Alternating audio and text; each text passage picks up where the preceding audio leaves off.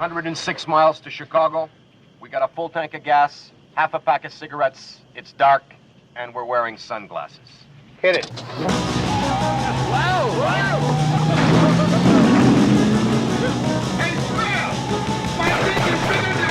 Welcome back to the Blues Brothers Minute. This is the show where we watch the film The Blues Brothers, 2 minutes at a time, and then we discuss it with you nice people. Actually, just with ourselves, and you guys get to listen impotently with no recourse for input. Sorry. It's all about us. It's all about us. Me, Tom Taylor, my co-host Mike DeMaria. Hello, Mike. It's the show that keeps you impotent.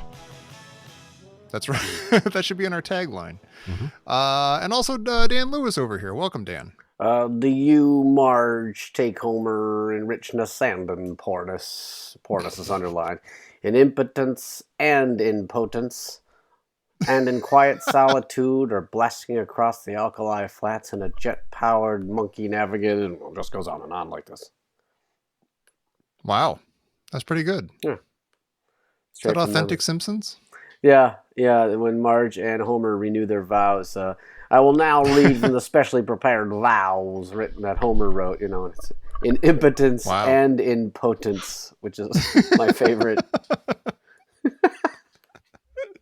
I try to do everything in that way. At its peak, I don't think there's any better writing ever in the history of television than that show. At its peak, in general. Yeah.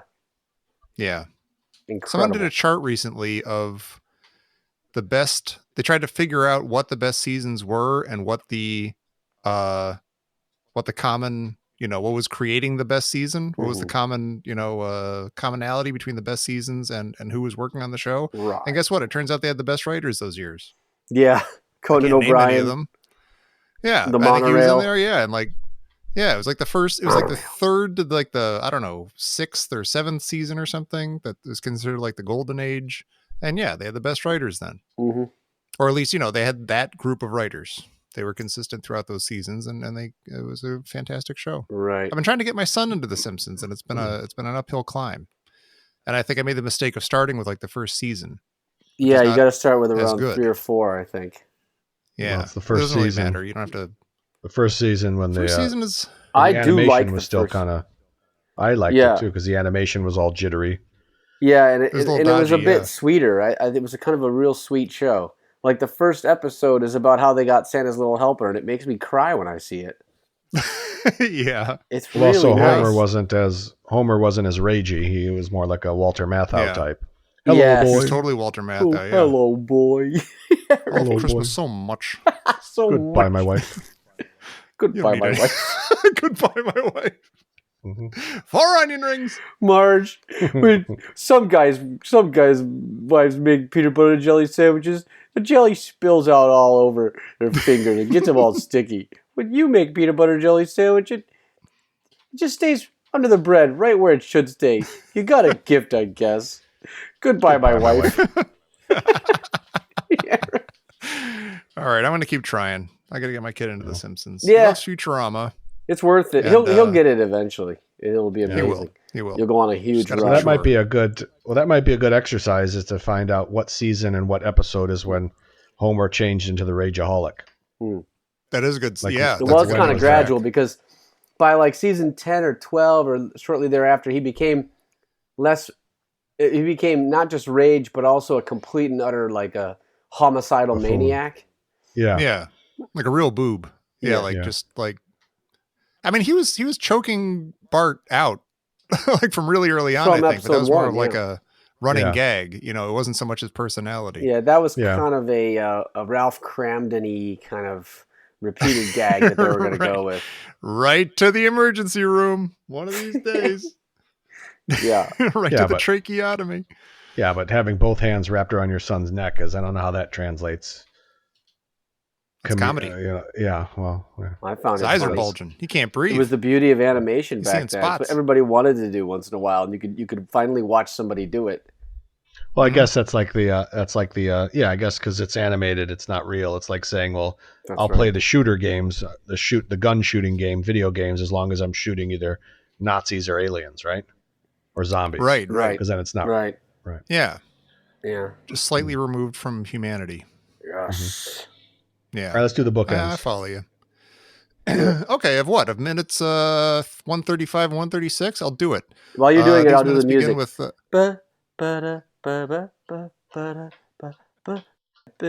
yes, that could be playing through. Okay, these minutes begin with cops and army guys running around. They bust through a barricade with the help of the Chicago Fire Department that Jake and Elwood have set up. They ask a couple of guys if a couple of guys in fakakta suits have come through here recently. And all the while, Jake and Elwood are in the elevator listening to Girl from Ipanema.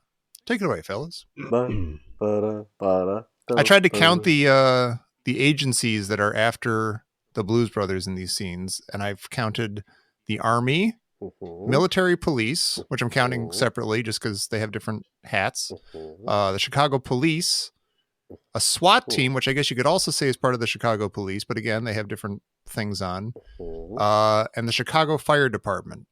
Is there anything else going on here? Well, was it the earlier? Nazis are out of it. Right. And the good Earlier old boys they are had out of it too. Earlier they had the boats out too when they were still driving through the city. That's true. But does that fall under Chicago Police? Yeah, I think those are police boats, and they weren't Coast Guard. I don't think. Aqua Team Chicago Force. Yeah. Right. Oh, and I guess the state police were in. Are they? I assume state police are still in this thing. They were state earlier. Coppers they're always at work, and they're always everywhere. They're omnipresent.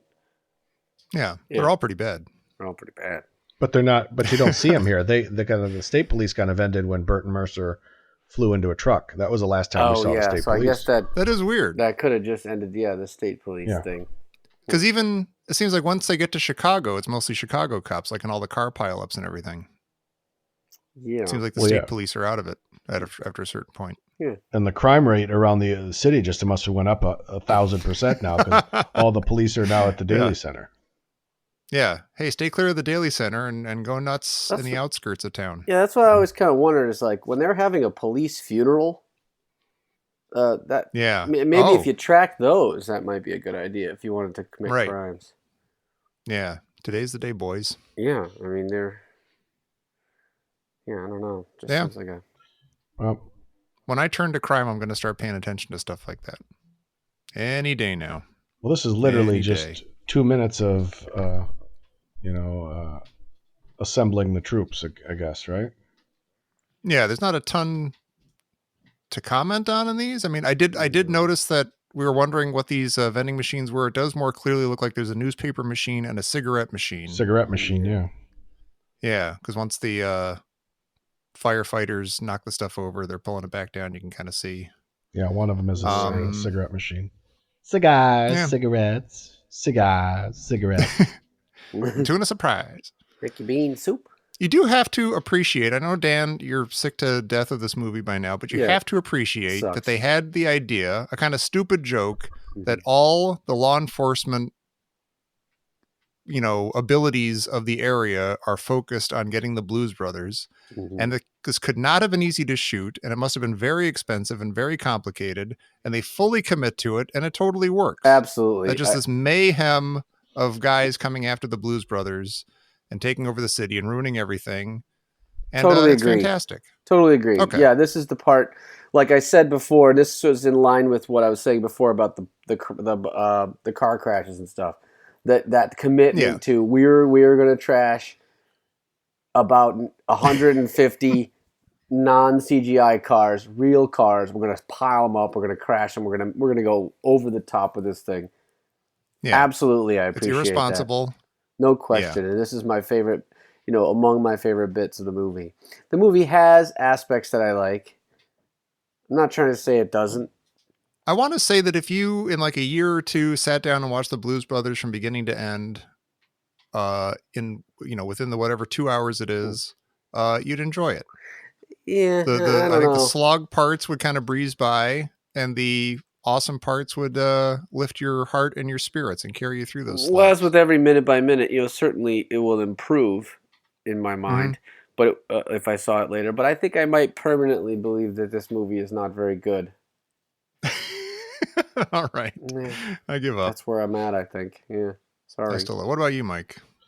You've been sort of quiet on this. I still think it's a good movie. It's a good, it's a classic movie, as they would say. But I think watching the full not the director's cut, kind of put a little damper on it, and some of it is kind of like, help, yeah. Yeah. And I do appreciate that when they bring in the full army or army reserves. I think that's the full army, but they have a that's a World War II tank they're bringing out there. The Sherman tank. That's a Sherman. Yeah. Yeah. They gotta. How's a tank going to play into this? Like, what do they need a blow tank it to for? They're smithereens. chasing two blues musicians. It's going to take down the Thompson Center or the Daly Center. Something's got to stop those blues turnarounds, and it's going to take a tank to stop it. Right. Not again, you don't. Yeah. No. He's got it now, Mike. Did you hear that? Tom's figured he's got the turnaround. Go ahead, do it. I kind of want to say that I understood the turnaround ages do it. ago. Do it. Say it right now. Yeah, he's got it. No, he didn't. See? No, what do you mean he didn't? What do you mean? How did I not get it? No, listen to me. Then I don't have it. This is what he did. He goes da da da da da da da da da da da da. He didn't go da da da da da da da da da da da da da ba bum bum. Is it descending? Oh, I wasn't going for the tones. You need to I was just doing the rhythm. melodicize the You actual. need to descend. Does it have to descend? You know, Yes, it does it not descends. have to descend. It goes da da da da da da da da da da. Yes, it goes descend. Da da da da da da da da da da da. Bum bum. It's not just You're talking da da da about da da da da da da da da da da da. As if millions of podcast listeners just fast forwarded and were suddenly silenced. Mike's version is a version of the turnaround, but so is Tom's. Thank you, Dan. All descending turnarounds are turnarounds. Not all turnarounds are descending turnarounds. Oh, very good. Come on, that's Lewis's law. Write that down quick. Can I just nitpick about something else here? Why would you? Yeah, I don't want to get into too much nitpicking here. No, come on. But there's no. Mike said it's a good movie.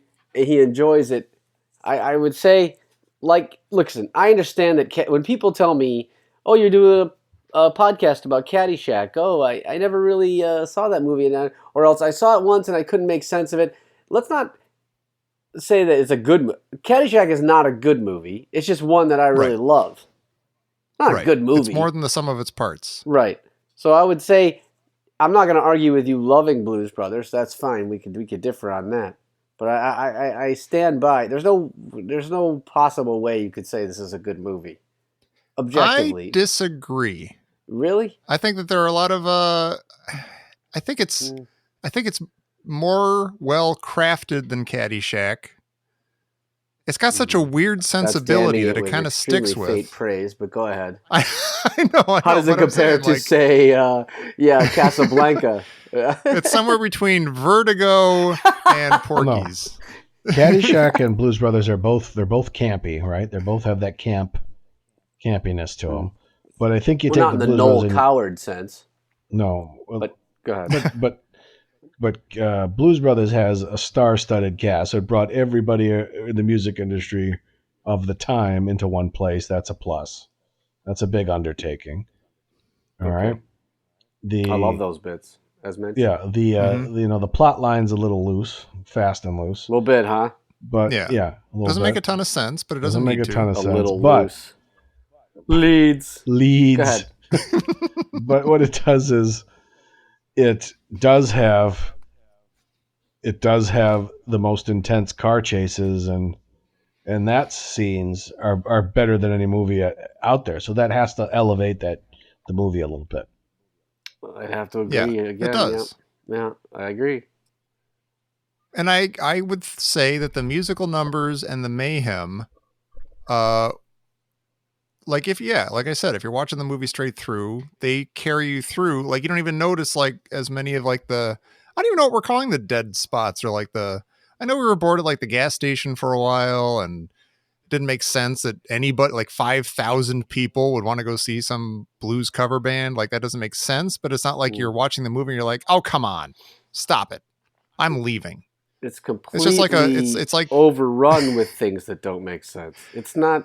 That's okay though. I think that's part of the mission of the movie, maybe in a way. Okay, well, I guess so. Yeah, I mean, you might be convincing me. Okay, maybe our criteria is different for what constitutes a good movie. If this is a good movie, then do you realize the number of films that you'd have to say then is a good movie, whether you like them or not? Yeah. You're forced to say I that was trying thousands to wrestle with of films are good that aren't good. I mean, at the end of the day, it's whether or not you like it.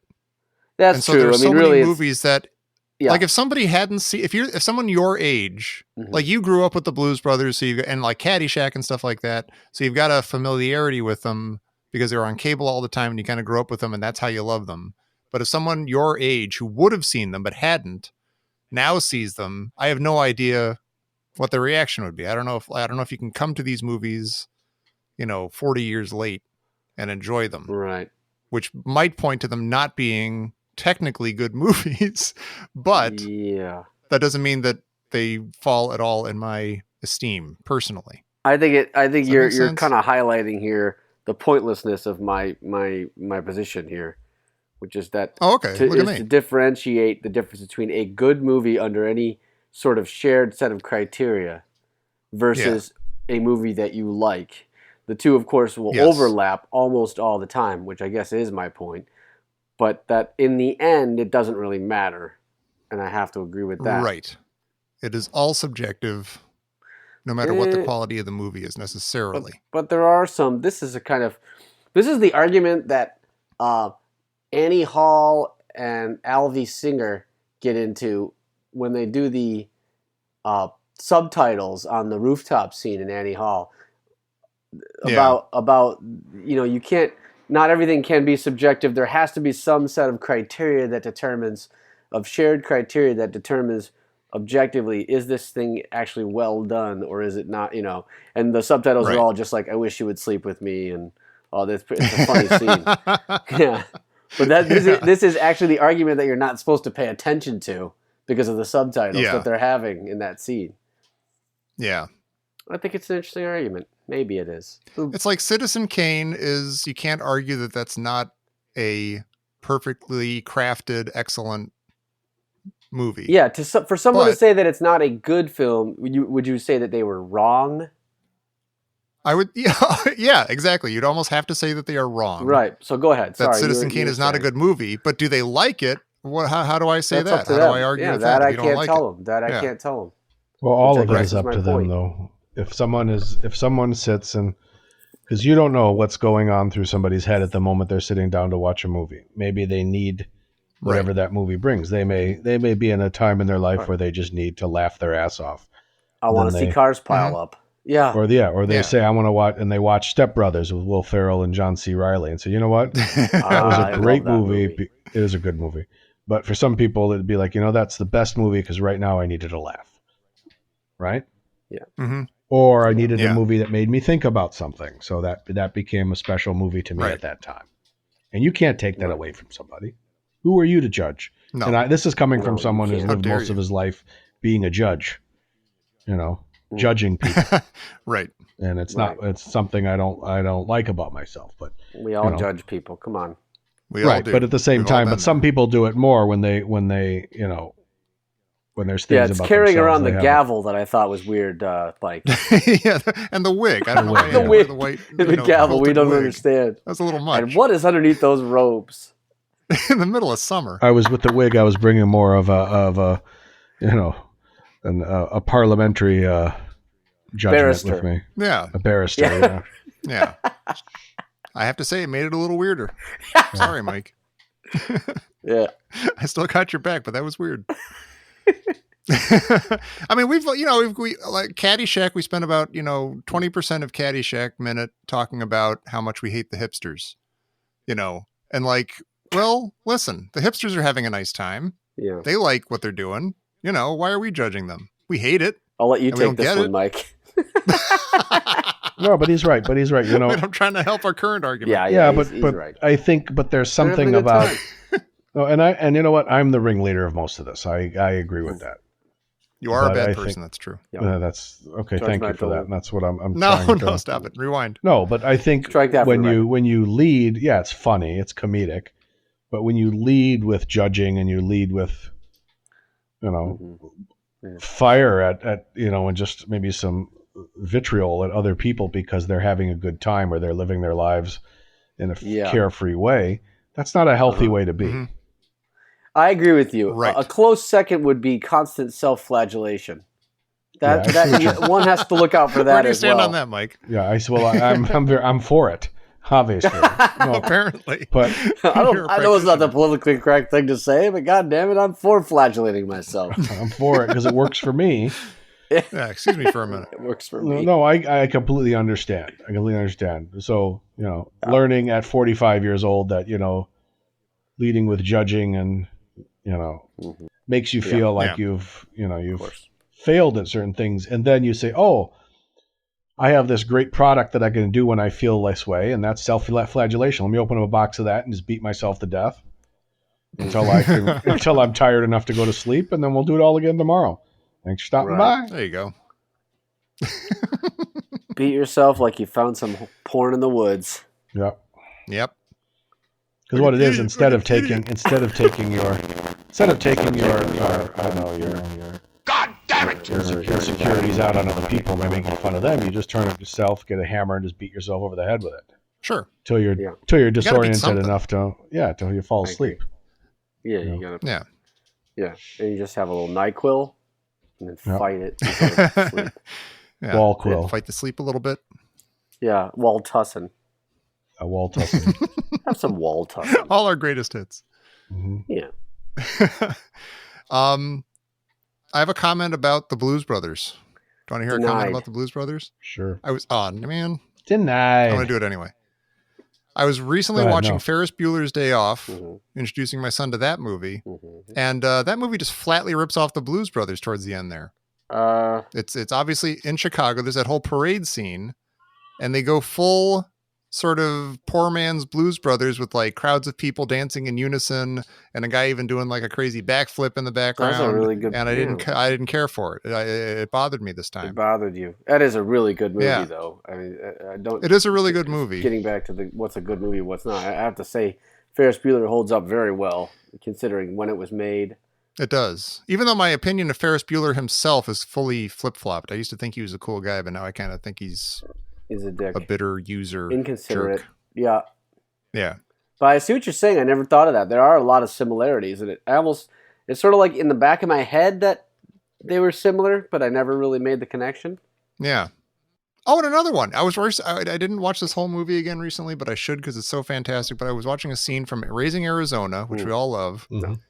And after Gail and Neville rob the bank, and just after the blue dye thing explodes in the car, and there's a very similar getting gunk off the wiping of windshield, madly yeah. wiping thing. Yeah. Yep. Yeah, that is. Even to the point where like he's wiping he look madly through and he it? gets one small spot clear, and he looks through it.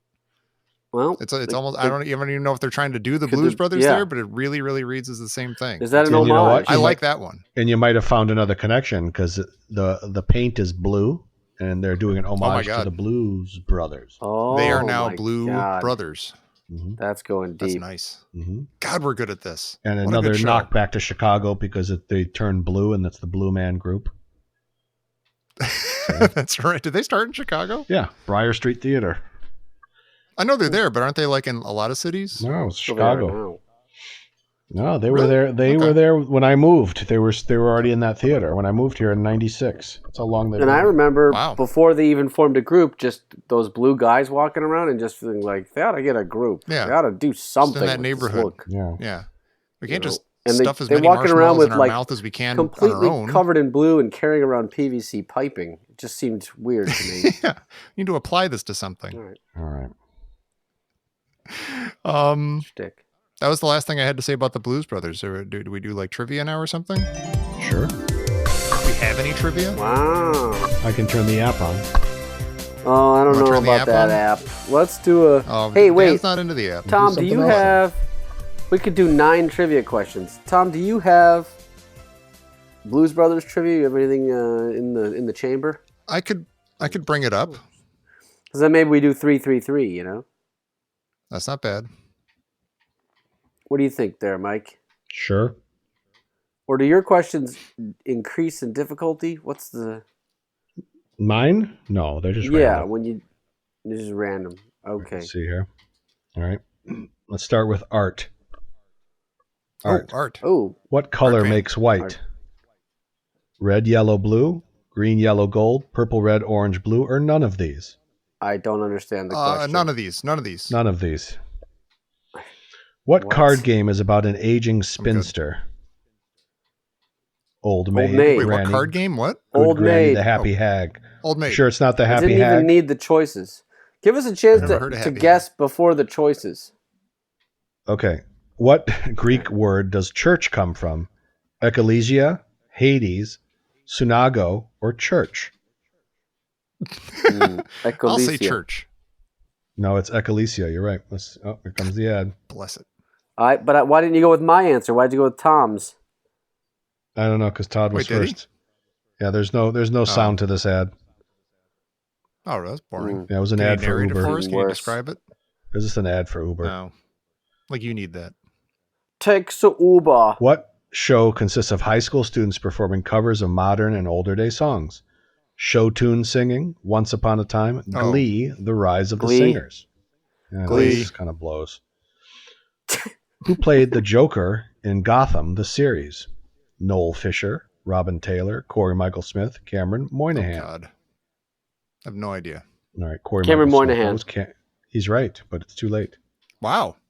Never go with my answer, whatever you do. Now what do we got? Same ad for for Uber. Probably knows that I'm an Uber driver. That's why. Where is Black Mesa located? New Mexico, Arizona, Oklahoma, Hawaii.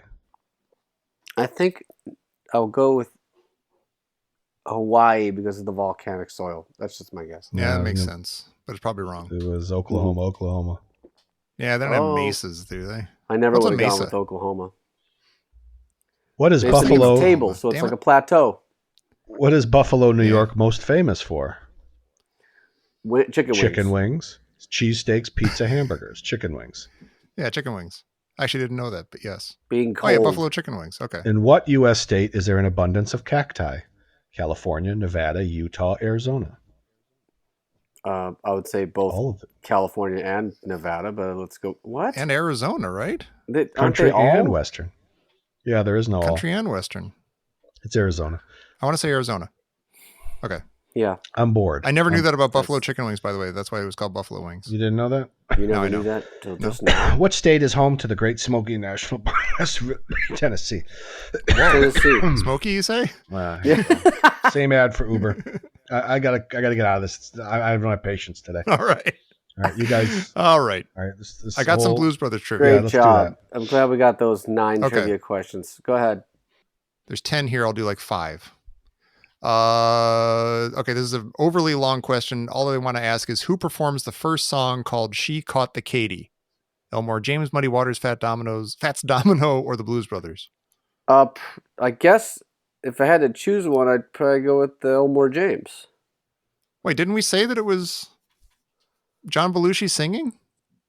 No, but the No, but original And I that's was not a song. I'm surprised. talking about. No, who performs the first song, Oh. She Caught the Katy? Oh, I think it's the Blues Brothers. yeah. I'm sorry. Yeah, 'cause I it's a misunderstood the question. Yeah, 'cause it's a that's- recorded I breezed version through of it. I apologize.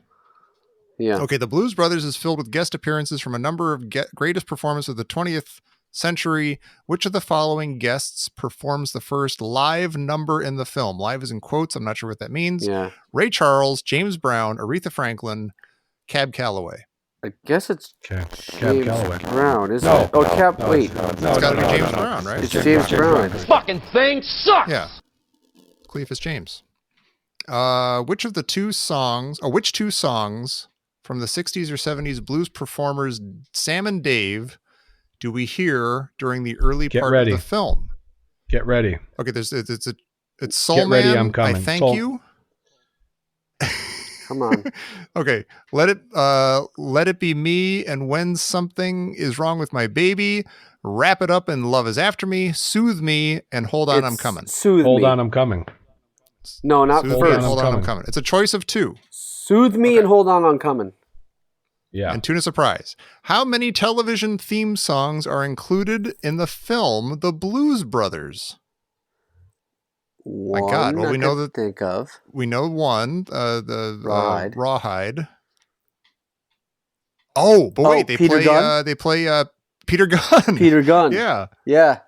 Shit. Is that it? Is it just 2? Let's go with 2. Yeah. Wow. I'm going to be really mad if it's 3 or 4. Okay, one more. The Blues Brothers begin their search for their new band members at a Holiday Inn where they encounter 5 of the guys in the virtually empty lounge and the performing Magic a rousing Tones. version of Quando. After finishing up this tune, Murph switches on a tape that features which song by Billy Joel? I know Piano what it is. Man, It's Still Rock and Roll to Me, The Stranger, Just the Way or You Are. Just the Way You Are? Just the Way You Are. It is Just the Way You Are. Okay, now will it let me grade this without submitting all my answers? It does, which I like. Our answer, the Blues Brothers, is correct. They performed She Caught the Katy. James Brown was the first live number. Soothe Me and Hold On, I'm Coming. We hear at the first part of the film. Yes, there are 2 TV theme songs, Peter Gunn and Rawhide, Rowdy Yates, and yes, Just the Way You Are by Billy Joel. We're very good at this. Very well done, obviously. That was trivia. That was awesome. Well done, fellas. Very well.